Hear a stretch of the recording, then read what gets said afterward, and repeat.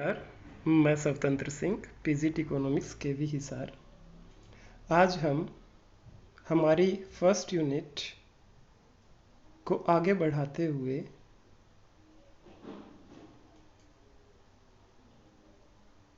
पहले कल के टॉपिक्स को एक बार रिकॉल करेंगे। कल हमने किया meaning of consumption goods, different types of consumption goods, meanings of producer goods, their types, then the meaning of investment, fixed investment, and inventory investment. Hope you have done all the questions of yesterday's exercise. Now the topic for today is depreciation and capital loss. Depreciation means मूल्यह्रास. Depreciation is also known as consumption of fixed capital or current replacement cost. Depreciation का अर्थ है कि समय के साथ साथ किसी fixed asset और यू कैन से मशीन की वैल्यू में कमी आना, and that decrease in value is due to wear and tear, टूट फूट के कारण हो सकती है, टाइम पैसेज, टाइम के साथ साथ हो सकती है, पुराना होने के कारण, एक्सपेक्टेड और फोरसीन ऑब्सोलेसेंस मीन्स आउटडेटेडनेस. समय के साथ साथ कोई भी मशीनरी आउटडेटेड हो जाती है in the sense of technology. So every machine has their own lifespan, and after that lifespan we have to replace that machinery. And how can we replace that machinery?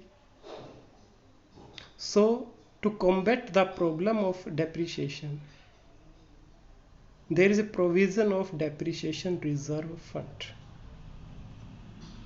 which the production units maintains to replace their worn out fixed assets after the expiry of their lifespan. Why? To keep their capital stock or production capacity intact.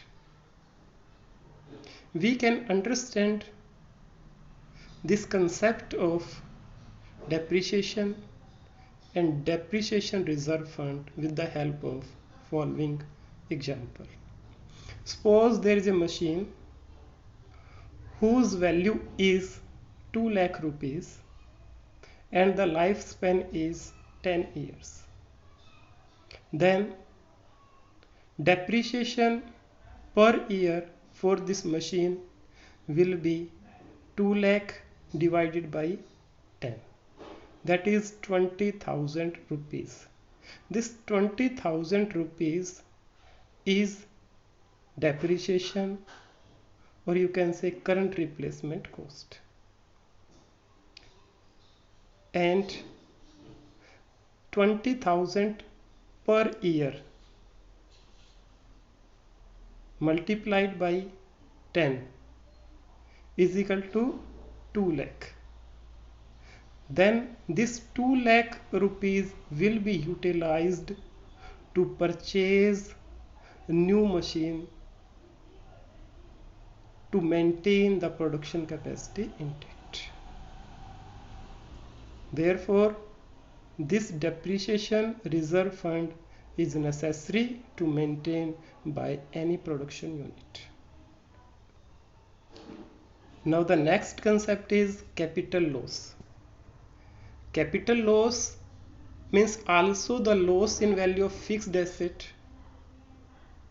but this loss is not due to foreseen factors but due to unforeseen factors. Foreseen factors का meaning है जिनका हम पहले से अनुमान लगा सकते हैं। जैसे कोई भी मशीन हम जब खरीदते हैं हमें पहले से पता होता है कि इसकी कुछ समय के बाद वैल्यू कम हो जाएगी, जो कि हमने डेप्रिसिएशन में किया। लेकिन फिक्स्ड एसेट की वैल्यू नेचुरल कैलेमिटीज और अनफोर्सिन फैक्टर्स लाइक फायर और थेफ्ट के कारण भी कम हो सकती है। तो इन फैक्टर्स के कारण जो फिक्स्ड एसेट की वैल्यू कम होगी उसको हम कैपिटल लॉस बोलते हैं।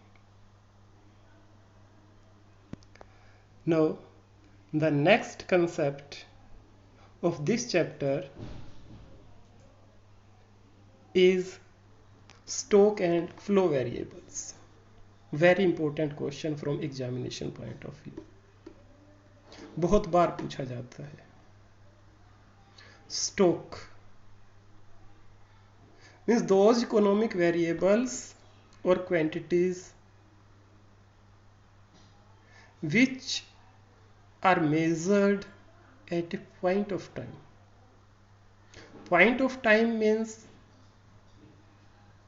आज, अभी, कल, उस समय, at 3 o'clock.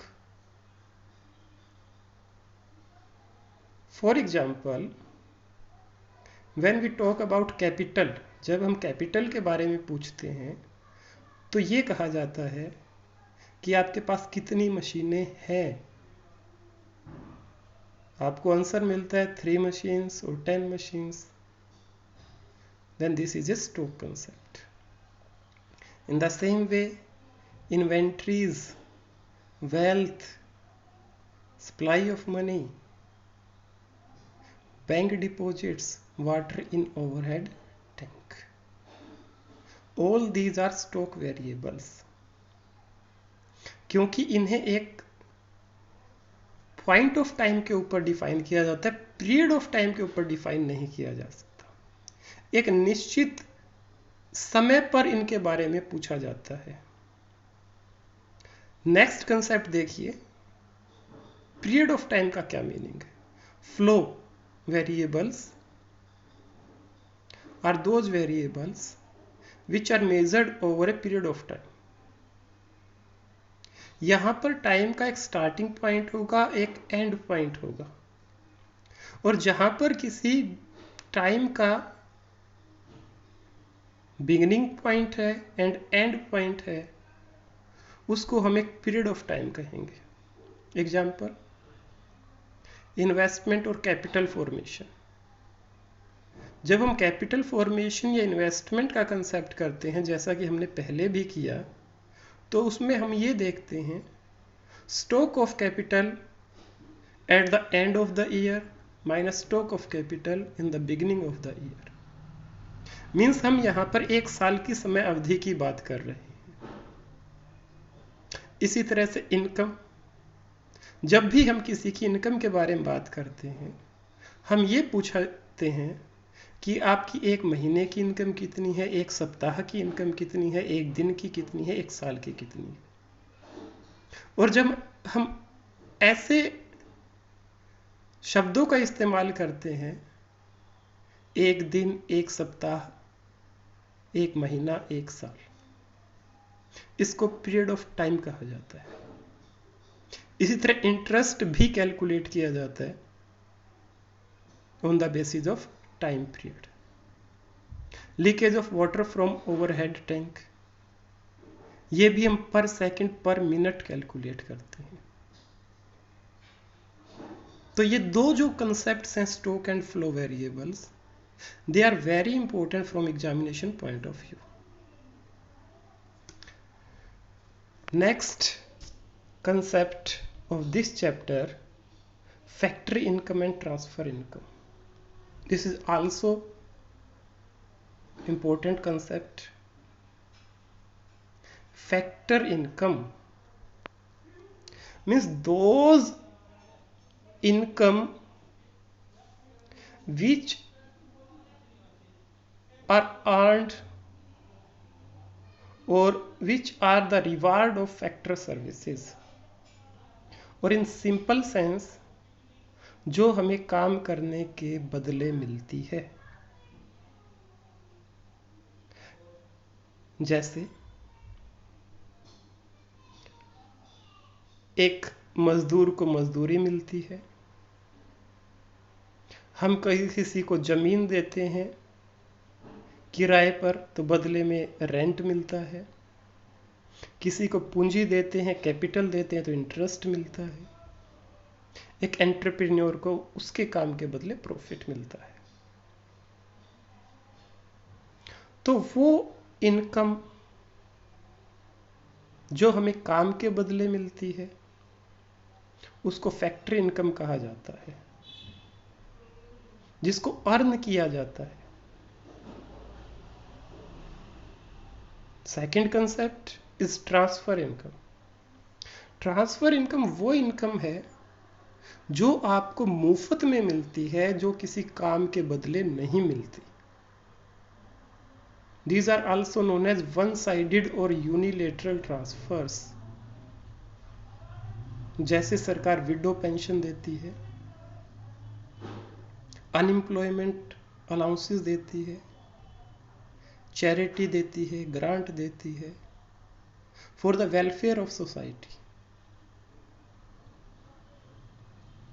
एक स्टूडेंट को स्कॉलरशिप दी जाती है for motivation,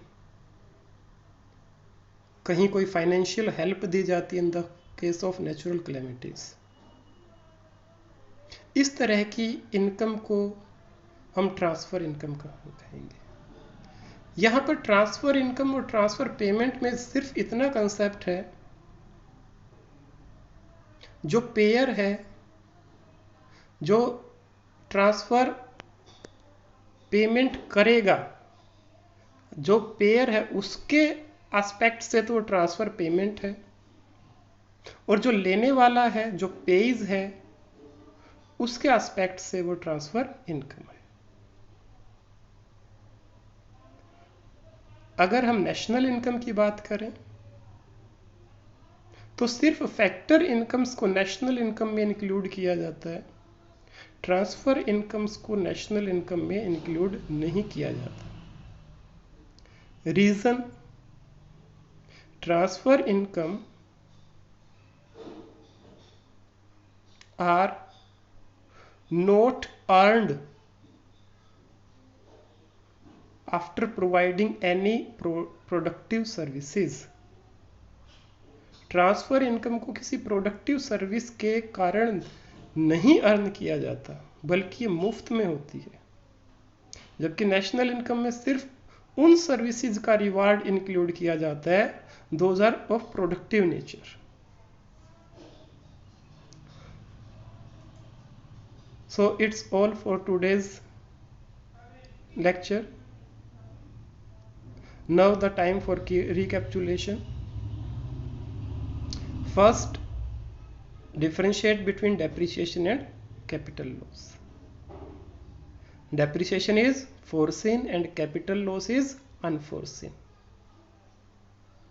Flow variables which are measured over a period of time. Then the difference between stock and flow. Now MCQ, which of the following is stock? Wealth. Wealth is measured at a point of time, therefore it is a stock concept. Which of the following is not a flow? इनमें से कौन सा flow नहीं है?